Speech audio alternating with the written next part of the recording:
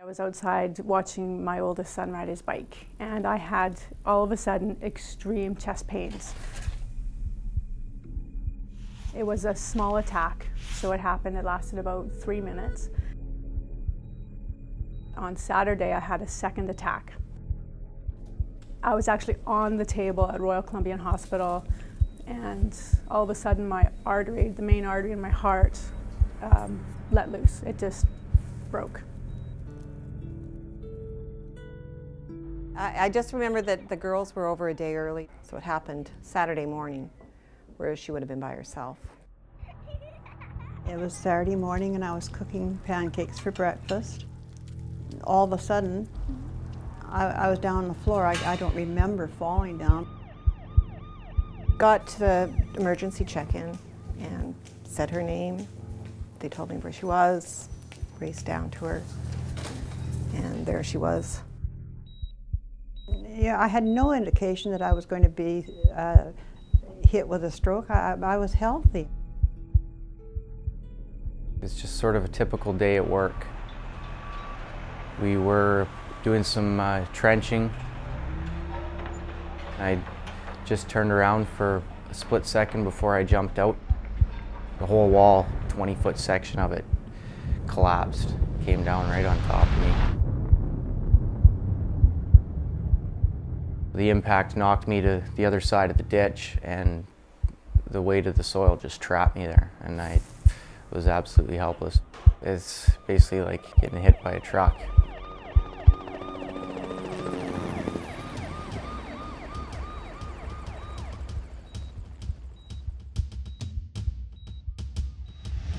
You know, having the trauma team there, those people were working hard, and it was a very important time for me. And obviously they were doing the right things to keep me alive.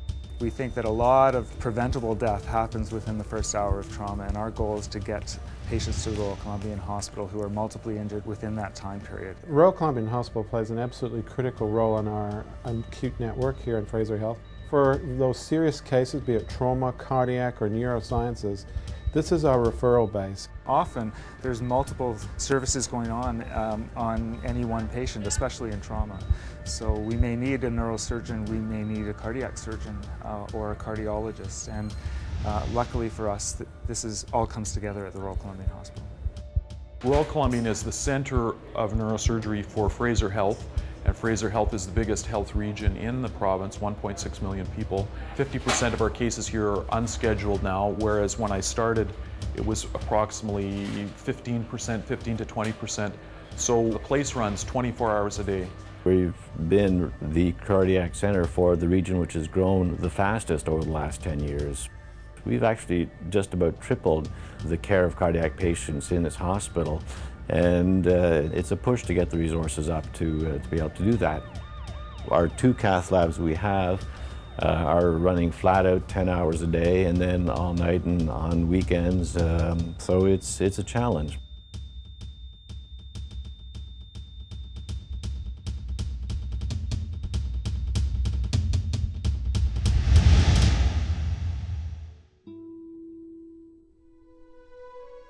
The Royal Columbian Foundation and this hospital here, its staff, its medical staff, its administrative staff, are absolutely reliant on the donations, large and small, through this foundation. So there is a direct correlation between the support that we get, including the machine, the manpower, and the equipment to continue doing what we're doing here. She was truly blessed to be in New Westminster, have this hospital that had the equipment available to take care of her. Making those decisions, no matter how experienced you are, is easier and better when you have the appropriate technology and the equipment. Giving that extra dollar here just makes so much difference, and the exciting thing about that donation is it's going straight to patients. Money buys you time. It speeds everything up. It allows us to achieve those things that we need to achieve to deliver that care. If you have to do it and you're in a situation like the situation I was in, where it's life and death and time matters, Royal Columbian's the place that you want to be. It was something that was extremely acute, and it was dealt with efficiently and quickly and properly. It's about what we do here at the Royal Columbian. It's about care and service to those that need it. I would recommend RCH because if it wasn't for the level of competence that they're capable of, you know, I'm fairly confident that I wouldn't be standing here. Essentially, I owe my life to Dr. Simkus and the people in the cath lab. And without everything in place, including the machine that had only been there for 3 weeks, I wouldn't be here. Because of the equipment and the people at Royal Columbian Hospital, I have somebody who is one of the very most important people in my life still with me. And I'm very, very thankful for that. And I think they should be supported.